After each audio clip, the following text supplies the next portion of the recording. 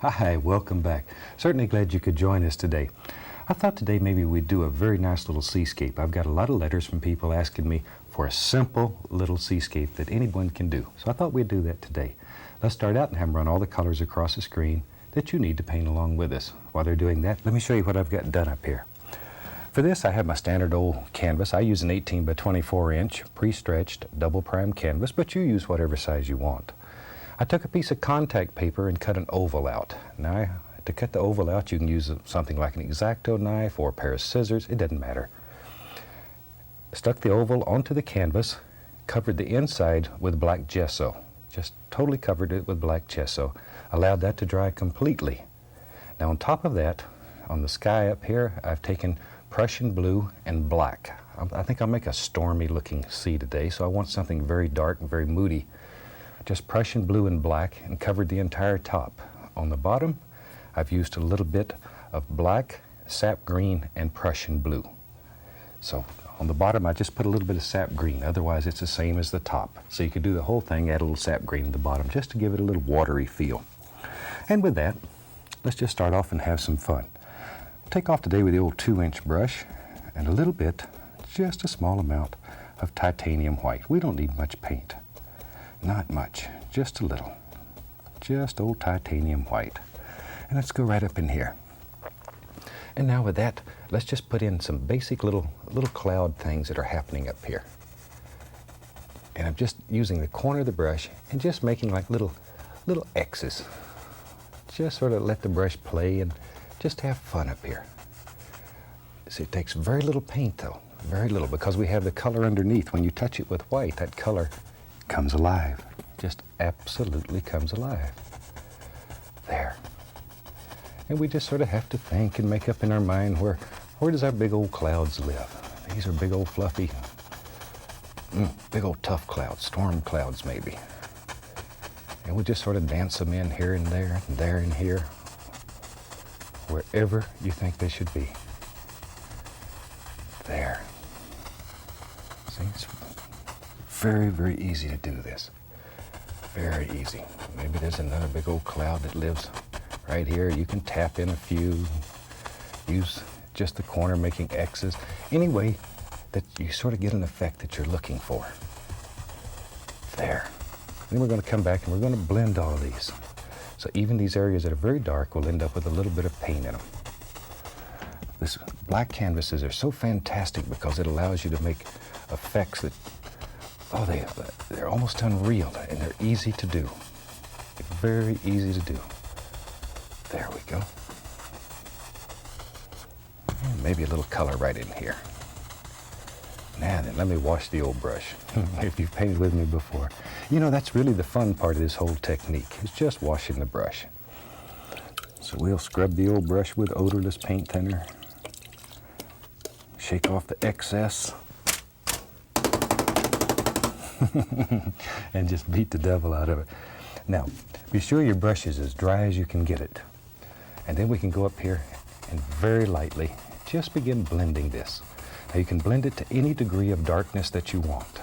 In other words, the more that you blend it, it's going to mix with the color that's already on the canvas, and it'll get darker and darker and darker.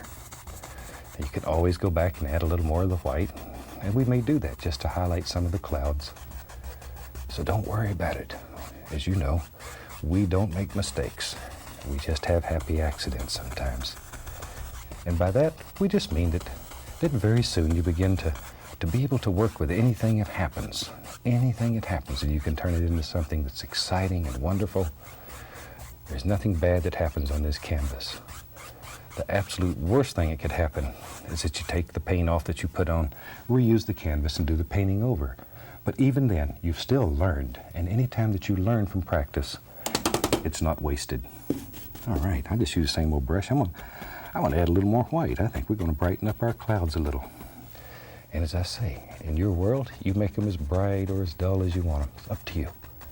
Up to you, depending on the mood that you want. There, just the corner of the brush and just little tiny things like that. See there? For the purposes of TV, I think maybe we'll make them a little bit brighter so you can see them better. But maybe when you do yours, you just want very quiet little gentle clouds. I have several brushes here. I'm going to grab another one that's nice and clean and dry so I can just blend that out a little. There we go. Maybe. Yep, you're right. We'll do this one here a little bit too. This is one of the simplest, easiest ways that I have ever found to make very effective little clouds. And it works. That's what's so important. It works. There.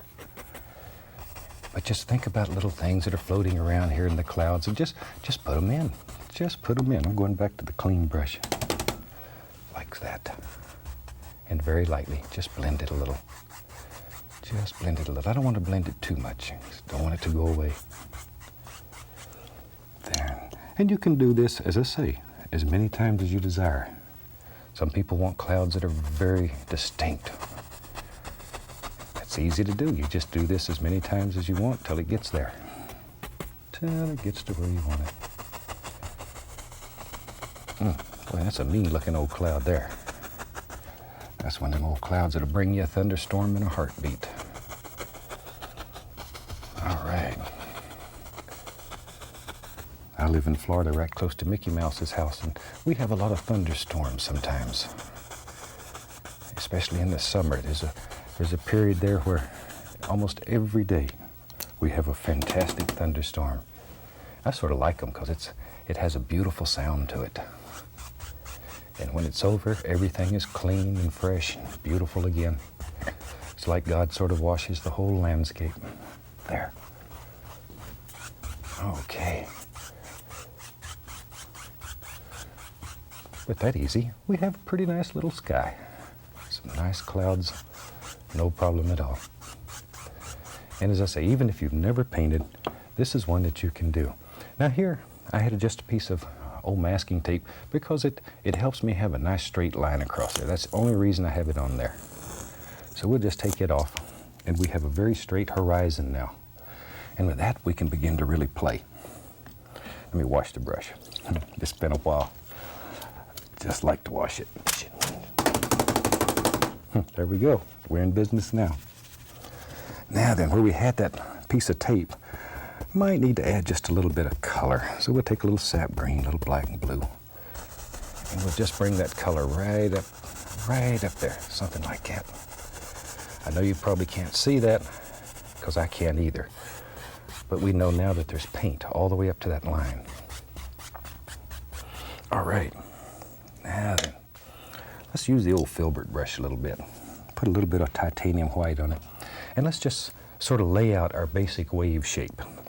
This is one of the easiest ways that I've ever found to sort of lay out your wave so you know where it's going to go. Just take a little paint, because it doesn't matter. Anything you don't like, you can just wipe it out and lay out a basic wave shape here. Maybe the old wave comes over like that, goes off, and back in here, there's another old wave, wherever you want them. And back in here, we'll just have little ones. See, and that wave will crash over in that direction. Does that help? We just sort of put a little line in there so it helps you see how the water is going to go. But that easy. Now then, wash the old filbert brush up. I'm going to grab, maybe today I'll use a number 3 fan brush. Sometimes I use a 3, sometimes a 6, whatever happens to be available. Doesn't matter. Doesn't matter. Now then, a little bit of white paint on it. Pick up a little touch of blue and put in there. There. All right. Now then, let's start way back in here and just touch. And let me exaggerate. I'm doing a rocking motion. Think about water. Do-do, do-do, do, like that. Now I'm really exaggerating because I'm doing it very small. Something about like so. See there? And automatically, that'll begin to create the illusion of little things that are happening back there. All right. Now, if this is going to be our wave, just take and go zoop, right across like that. There. And while we have paint on the brush, we'll bring this right on down, over, like that. All right. Now then, wipe all the excess paint you can get off the brush. Or you could even wash it and start with a fresh brush. Now then, I want to take this color that we put right on the edge here and begin blending it back very gently, very lightly. Just begin blending it back, trying to preserve a dark area right in there. Just trying to preserve that. That's your good friend. See there? And those dark areas will end up being your waves. There they come. Something about like that. And we'll come back with the liner brush and we'll put all kinds of little details in there. But this is just an extremely, extremely simple way of making a very effective little wave. Very effective. Because seascapes sometimes can give you a little problem or two. They're not the easiest thing in the world to paint. So we try to simplify it to where anybody can do it, even on their first attempt. I'm going to take a little of the CAD yellow, a little bit of white, just mix it on the filbert brush right there, like that. Okay, let's go up in here. Now, everybody likes to have this wave where the light's coming through. Some people call that the eye of the wave. So we'll take this and scrub it in. Just really get in there and scrub it in. Just really work it. Let it just get darker and darker, darker as it works out like that. Okay, that's really about all there is to it. And you can make this as bright as you want it, the same as you did the clouds, by just cleaning the brush, going back and adding more and more color. Now then, we'll take a very clean, dry brush, and using just the tippy top bristles, I'm just going to wiggle it. I'm really wiggling the handle more than I am the bristles. See, the handle's going around, but the bristles stay right there. Can you see that good? There. And that's all we're doing. And you can turn this into, it's so smooth, it's almost unbelievable. And then just work outward, outward, outward. There. I don't want this to get too bright in this particular painting, because in my world I think this is sort of like a storm coming. It's getting pretty rough out here. So there wouldn't be a great deal of light coming through here. But if you want to have more, please, please feel free to do it. We're not trying to teach you to copy here. We're only trying to teach you a technique and turn you loose on the world. Because as I've said before, we all see nature through different eyes, and we all have different interpretations of what things look like. And that may truly be the joy of painting, is that you do your thing. You paint your world the way that you see it and the way that you want it on canvas. There, because art is a very, very individual thing. We all have different ideas of what we want. And they're all good. There's no good or bad. It's just, does it make you happy? I have still the number 3 fan brush since it was handy and dirty. Load it with a white paint. Now then, this is the fun part. Let's think about the water just crashing over. Make little sounds. Just make little sounds. See? There. There it comes. Just think about how it crashes over. This old wave has traveled a long way, and it finally got here at the shore, and now it's crashing over. It's going to create a lot of foam. Makes a beautiful sound. Beautiful sound. There. Something about like that is all we need for now.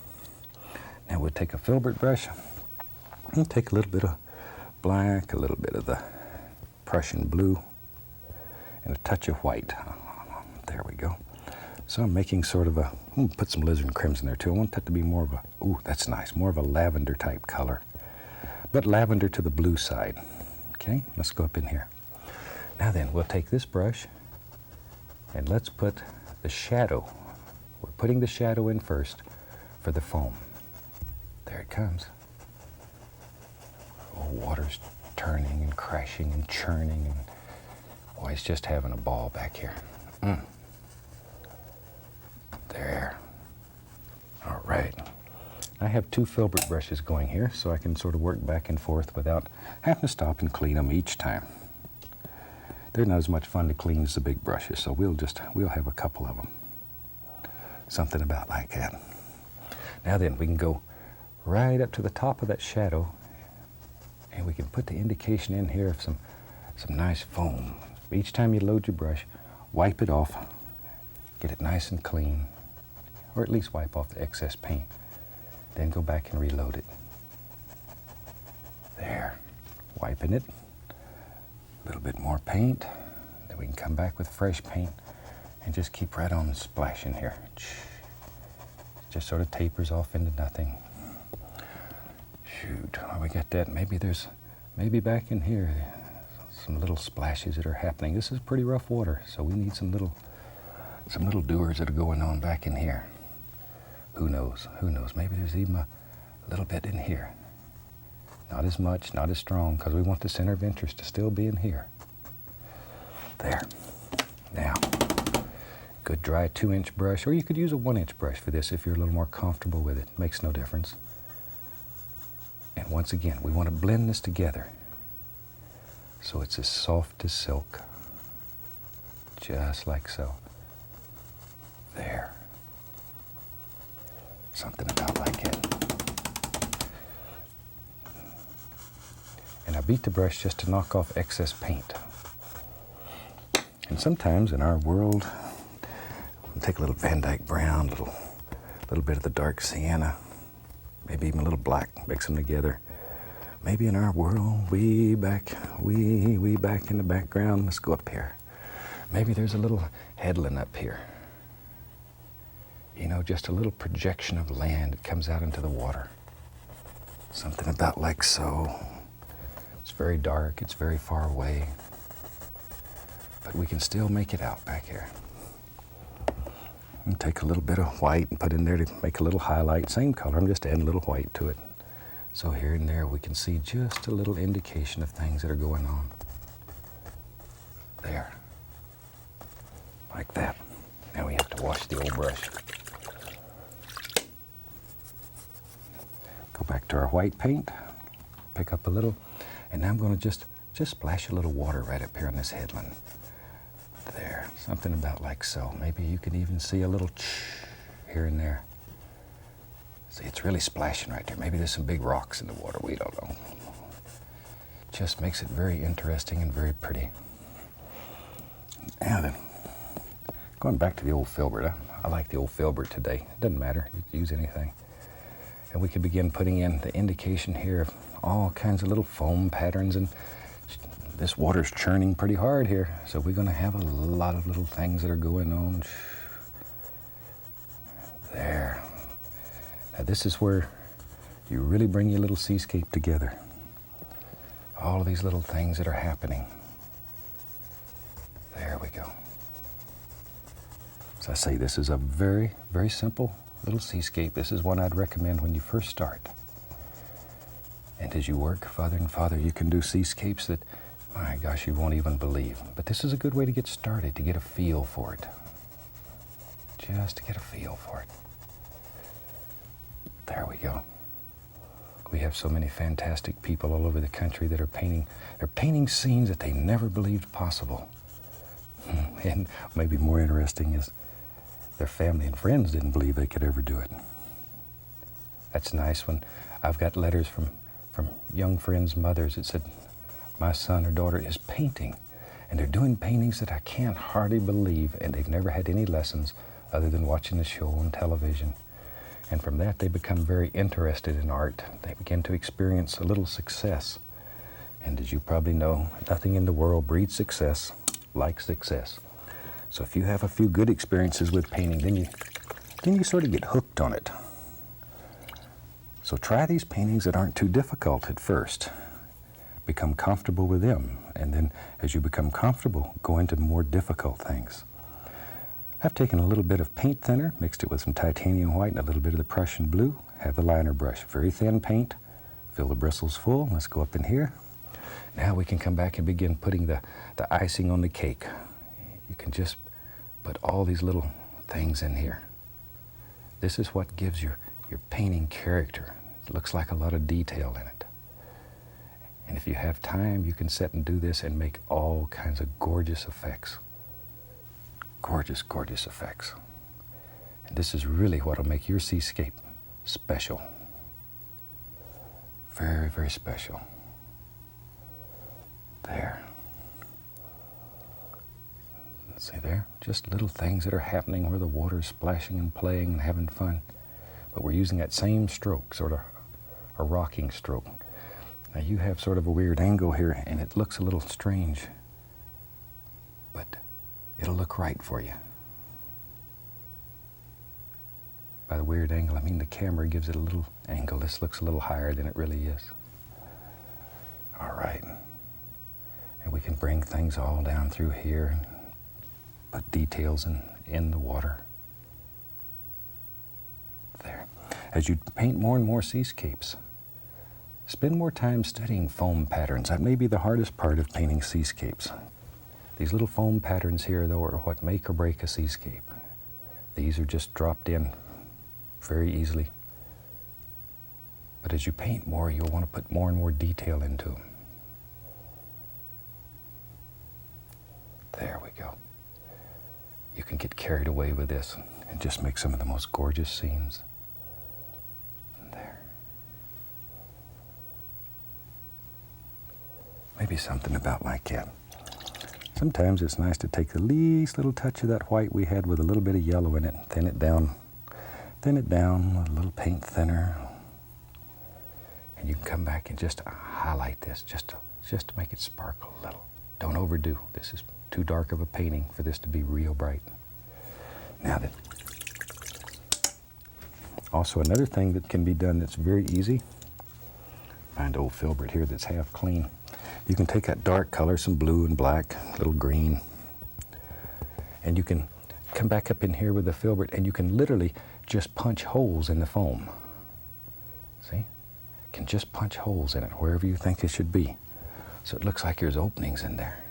So if you get a little more foam pattern here than you want, just go back and punch a hole here and there. That's all. That's all. No big deal. As I said earlier, we don't make mistakes. We just have happy accidents. Now then, I'm going to take the contact paper off and let's see what we have here. So this is the moment of truth. So let's just grab it, pull it off. Zoop. And that doesn't make too bad of a little seascape for your first time, or if you're just beginning to paint. It's a nice little seascape. But you know me, I don't ever leave well enough alone. So tell you what, let's do. Let's take a little black, a little bit of the Van Dyke brown, mix it together here. And maybe in our world, shoot, that's too nice to leave alone. I got to have a big tree that lives right there. Be brave. This is your bravery test. After you've worked so hard to create a beautiful little seascape, then this crazy guy tells you to drag a tree right through it. You know what's worse? The only thing worse than one tree is two trees. So let's be brave. Let's be brave, because we can do anything on this piece of canvas. Anything. A little sap green right into that same color. I'm going to put a little base color in here. I need something for my little trees to set on. They're sort of just hanging out here in space. So it's the same color with a little sap green in it, just to give it some dark so our light will show. Shoot, I'll use that little fan brush. I'm going to take it, a little dark sienna in it, and black, but mostly black. I want this to be sort of a gray color with just an indication of a little dark sienna in it. So, now, we can just go up here and touch, give it sort of a little round pull. Just touch. Don't want this to be too bright, because we have a pretty dark sky here. Pretty old dark sky.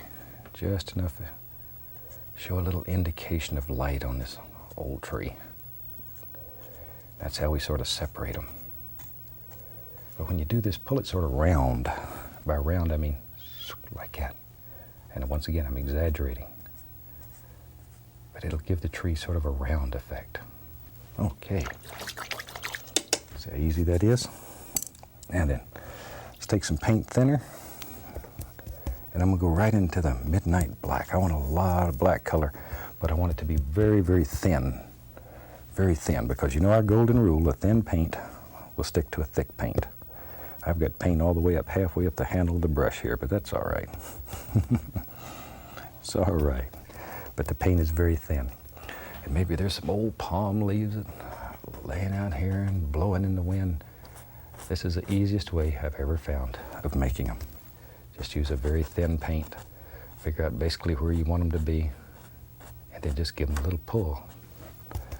Something like so. There. What old palm trees had a rough time, hadn't they? There. Where I live, there's a lot of palm trees. They're gorgeous. Gorgeous trees. I like them. There. Maybe there's just a little rascal's hanging up here. He's trying to make it. The wind's sort of blowing him around today. But he's doing all right. We'll have a big one out here. Maybe he goes clean off the canvas. Who knows? It's your world, so you make it any way that you want it. Another one out here. Maybe there's another one coming out through here. Out through there, wherever. These are going to be mainly silhouettes. Mainly so a little sap green, a little white. And here and there you can just put the indication of a little, I don't want much. It's going to ruin that illusion of darkness. All right. Grab another fan brush, take a little yellow, a little sap green, put it right in here. Pretty dark. And let's put some little grassy areas down here at the foot. Pretty dark green color. A little dark sienna in it once in a while. Just to do like that. We can take a liner brush, a little bit of color, put in a few little things that hang like that, just to bring it together. And I think we have a nice little seascape done. It's very simple. I hope you try it, because this one will work for me. From all of us here, I'd like to wish you happy painting, and God bless, my friend.